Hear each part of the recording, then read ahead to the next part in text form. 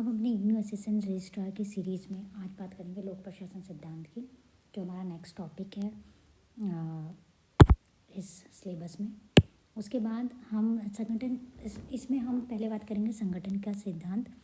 संगठन के सिद्धांत में बहुत सारी चीज़ें आती हैं जो हमारे उसमें है, सिलेबस में है। पदों, सोपान, हायरार्की, आदेश की एकता, यूनिटी ऑफ कमांड, नियंत्रण की सीमा, स्पैन ऑफ कंट्रोल, सत्ता की प्रतियोजना, अथॉरिटी ऑफ डेलीगेशन, केंद्रीय विकेंद्रीकरण,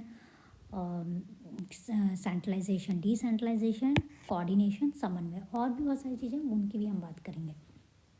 ठीक है।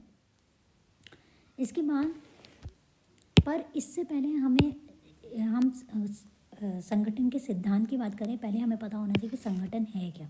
उसकी कई विद्वानों ने परिभाषा दी है। पहली परिभाषा जो है वो एल डी वाइट की है। उन्होंने कहा है कि संगठन कर्मचारी की वह व्यवस्था है जो कार्यों तथा दायित्वों के विभाजन के मध्य से स्वीकृत उद्देश्य की प्राप्ति में सुविधा प्रदान करती है। उन्होंने कहा कि संगठन कर्मचारियों की व्यवस्था है जिसमें कार्य और दायित्वों के विभाजन के मध्य हम वो लक्ष्य को प्राप्त कर पाते हैं। हम जो हमारा स्वीकृत उद्देश्य है, मतलब जो हमारा लक्ष्य है, उसकी प्राप्ति हम अच्छे से की प्राप्ति में सुविधा प्रदान करती है। मतलब हमें ये लक्ष्य चाहिए, हमारा ये टारगेट है, ये टारगेट हमें प्राप्त करना है। इस टारगेट को प्राप्त करने में ये कार्य और दायित्व हमारी मदद करता है।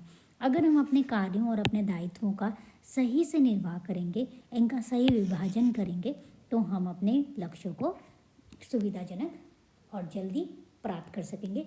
यही एल डी वाइट ने कहा है कि संगठन का मतलब ही है कर्मचारियों की व्यवस्था जिसमें कार्यों और दायित्वों के विभाजन के मध्य से हम उस स्वीकृत उद्देश्य का मतलब है हम उस उद्देश्य को प्राप्त कर पाते हैं जिसे हमें प्राप्त करना है। और उस उद्देश्य को प्राप्त करने की सुविधा कौन प्रदान करता है? कार्य और दायित्व के विभाजन। कार्य और दायित्व का विभाजन अगर हम सही तरह से करेंगे कर्मचारियों में, तो हम अपने लक्ष्यों को अच्छे से प्राप्त कर पाएंगे। दूसरा कहता है मिलवाड़ है। मिलवाड़ कहते हैं कि संगठन प्रतियोजित सत्ता की लाइन से जुड़ा हुआ परस्पर संबंधित पदों का प्रतिमान है। देखिए, प्रतिमान है मतलब पैटर्न है। देखिए, जितने भी अथॉरिटीज़ हैं, डेलीगेटेड अथॉरिटी, मतलब हम इसके बारे में पढ़ेंगे डिटेल में डेलीगेटेड अथॉरिटी के बारे में, पर फिलहाल मैं आपको बता रही हूँ कि देखिए जो होता है संगठन में क्या होता है, कुछ पैटर्न बने होते हैं ना, सबसे ऊपर वाला, नीचे वाला, ऐसे करके पैटर्न बने होते हैं। तो ये पैटर्न जो है एक लाइन से जुड़े हुए होते हैं। ठीक है, एक लाइन से जुड़े हुए होते हैं कि ये हेड है, फिर ये नीचे का स्टाफ है, ऊपर से नीचे तक एक लाइन बनी होती है। और उस लाइन को परस्पर संबंधित पदों का ये लाइन जो है ये पद है। ये पद ही क्या है? ये डेलीगेटेड अथॉरिटी हैं। ये अथॉरिटीज़ हैं, इनके पास कुछ ना कुछ पद है। इन पदों का कुछ ना कुछ पावर्स हैं इनके पास। ठीक है, तो यही पैटर्न जो है यही संगठन है। ये मिलवाड़ कहते हैं कि एक पैटर्न बनाया हुआ है, ये फिर इसके नीचे ये, फिर इसके नीचे ये, फिर इसके नीचे ये, फिर इसके नीचे ये। तो ये एक पैटर्न बना हुआ है और हर पद की अपनी अपनी एक जिम्मेदारी है। ठीक है, तो यही पैटर्न जो है वो संगठन है।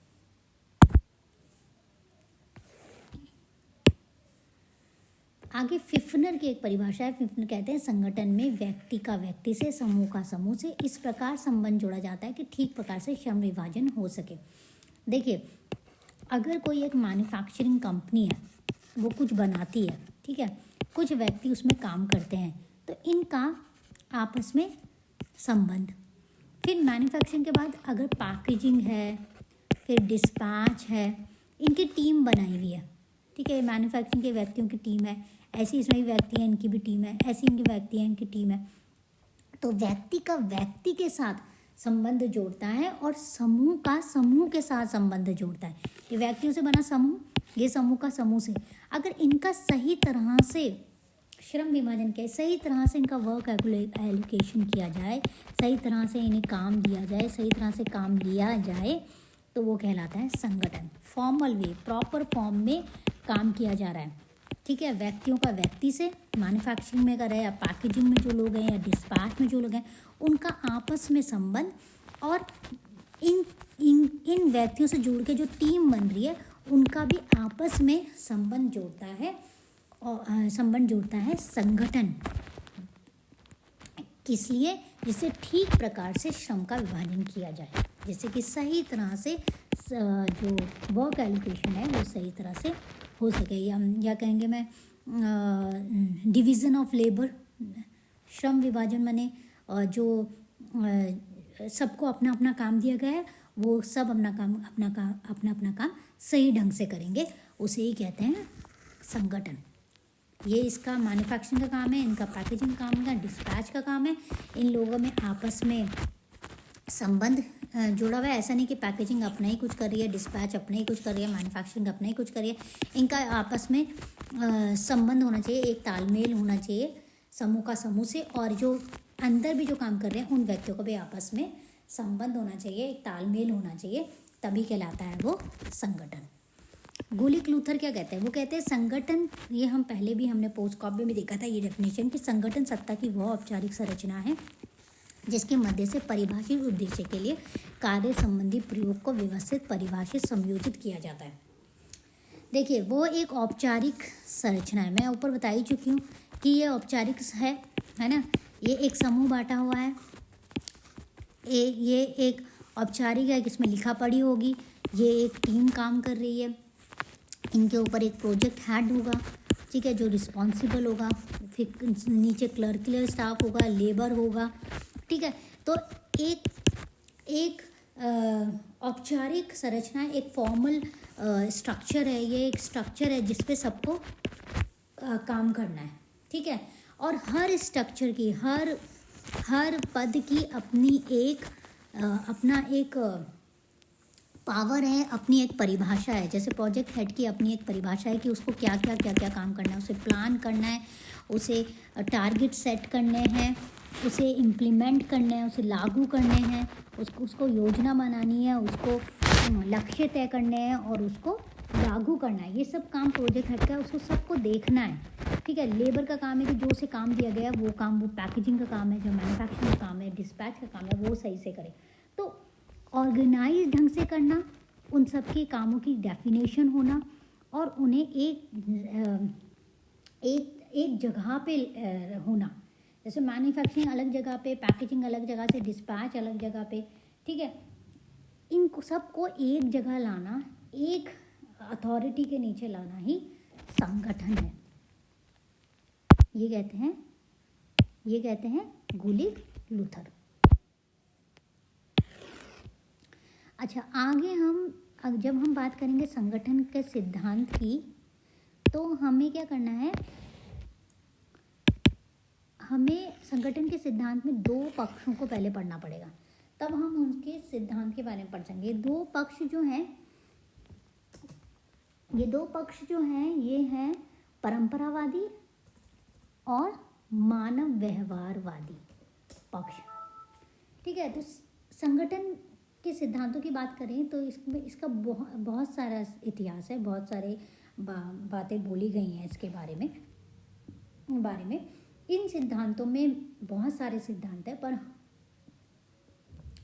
क्या हुआ है कि इतने सिद्धांत होने के बावजूद भी इसमें से कोई भी सिद्धांत जो है वो अध्ययन को पूर्णतः संतोषजनक, मतलब जितने भी सिद्धांत हैं वो एक अच्छे से संगठन के सिद्धांत को बता नहीं पाते हैं।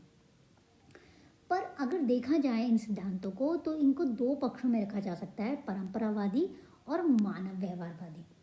परंपरावादी मानते हैं कि जो परंपरावादी हैं वो यांत्रिक हैं, अभियांत्रिक दृष्टिकोण अपनाते हैं। हम उसके बारे में पढ़ेंगे कि यांत्रिक अभियांत्रिक दृष्टिकोण क्या होता है। और दूसरा पक्ष जो है मानव व्यवहारवादी, वो यूज़ करते हैं ज़्यादातर कौन, समाजशास्त्री, मनोवैज्ञानिक, मानव शास्त्री, ये लोग इस पक्ष को मानते हैं। ये दोनों पक्ष क्या हैं उसे हम देखते हैं। देखिए, पहला पक्ष जो मैंने परंपरावादी कहा, वो थ्योरी है एक, जो है स्ट्रक्चर फंक्शन थ्योरी, संरचनात्मक प्रक्रियात्मक सिद्धांत। इस सिद्धांत को संगठन का परंपरावादी या मैकेनिस्टिक सिद्धांत कहा जाता है। इसे मैकेनिस्टिक क्यों कहा जाता है?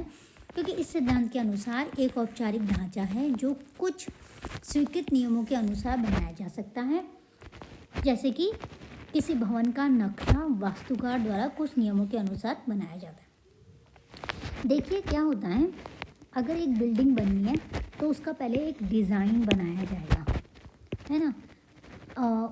उसके बारे में मटेरियल लाया जाएगा, ठीक है। एक डेडलाइन होगी, ठीक है। तो नियम के अनुसार ये बनाया जाएगा ये स्ट्रक्चर।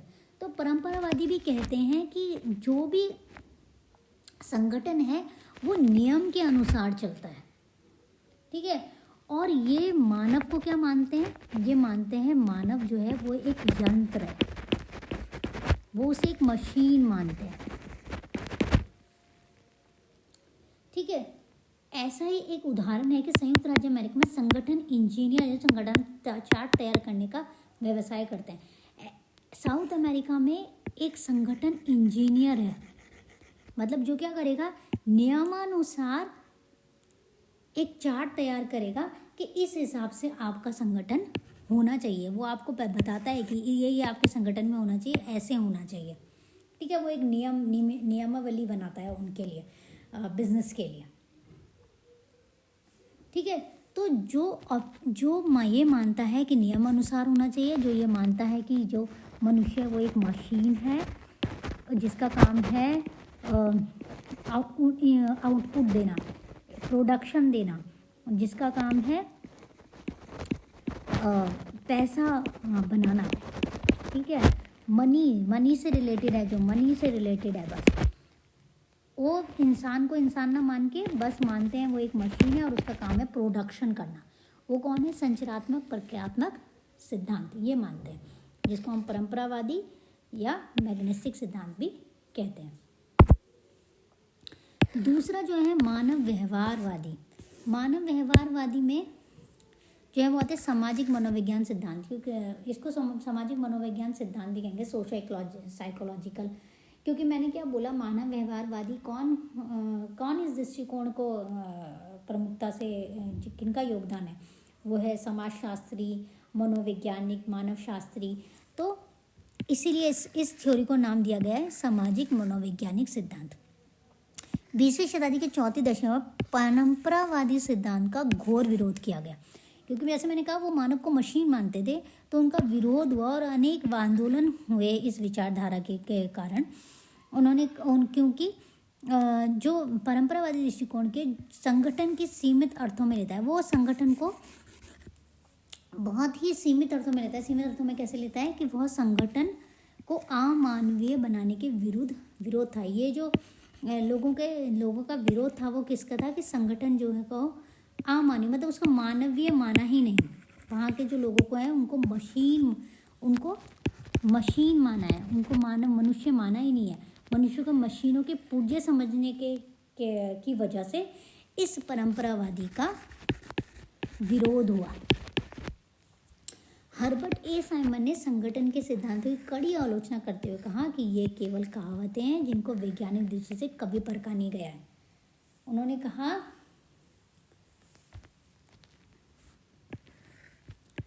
कि ये केवल एक कहावत की तरह बोला है कि मनुष्य जो है वो पुर्जे हैं, वो एक यंत्र हैं, उनका काम केवल प्रोडक्शन है, मनी अर्जित करना है, मतलब पैसा अर्जित करना है, ये सब करना है। उन्होंने कहा है इसका कोई भी वैज्ञानिक दृष्टि से कभी एग्जामिन नहीं किया गया, कभी कोई प्रयोग नहीं किया गया जिससे ये सिद्ध हो कि संगठन का सिद्धांत जो है वो परंपरावादी है। संगठन के सिद्धांत के क्षेत्र में सैद्धांतिक क्रांति आई। हॉर्थॉन सबने सुना होगा। हॉर्थॉन 1920 में हॉर्थॉन एक्सपेरिमेंट किया गया था। तब सैद्धांतिक क्रांति आई, मतलब तब जाकर लोगों ने सिद्धांत के बारे में सही तरह से सोचना शुरू किया। इस अनुसंधान के निष्कर्ष 1 दशक बाद आए, मतलब 10 साल बाद आए।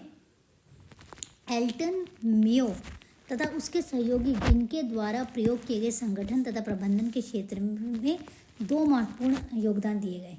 एल्टो मियो और उनके जो सहयोगी थे, उन्होंने एक प्रयोग किया उन्होंने क्या किया, वो फैक्ट्रीज़ में गए और वहाँ जाकर उन्होंने देखा कि कैसे वहाँ पे लोग जो कर्मचारी उनके साथ कैसा व्यवहार किया जाता है।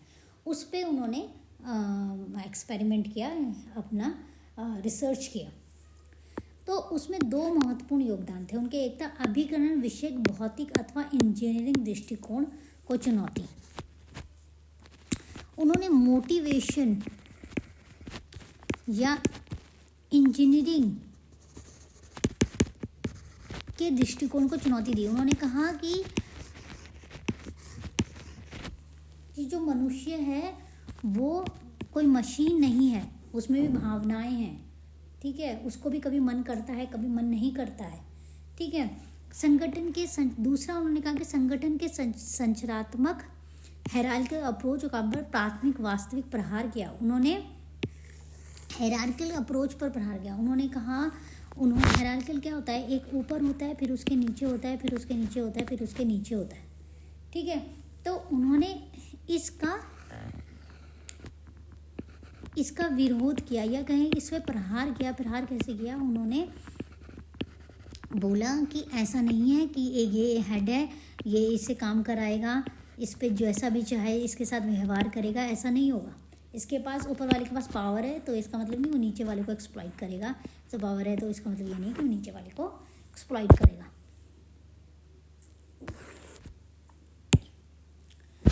फिर उर्विक, हेनरी फ्योल,